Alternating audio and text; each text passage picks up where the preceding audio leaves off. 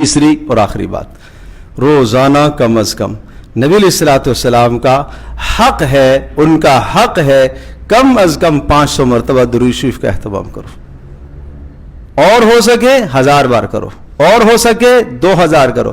2100 مرتبہ جو آدمی درود شریف کا ورد رکھتا ہے، پابندی کرتا ہے، اللہ تبارک و تعالیٰ اس کو اپنے نبی صلی اللہ علیہ وسلم کی زیارت عطا فرماتے ہیں۔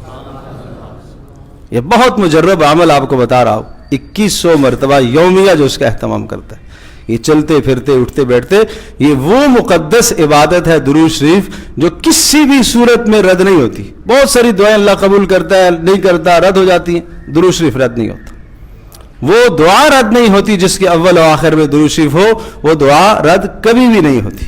تو اس لیے درود شریف کی کثرت کریں، چلتے پھرتے اٹھتے بیٹھتے اس کا اہتمام فرمائیں، اور آپ نے فرمایا کہ یہ تمہارے دنیا اور آخرت دونوں جہانوں کے غموں کے لیے کافی ہوگا۔ اس طرح سے درود شریف کا پڑھ لو، یہ کافی ہوگا۔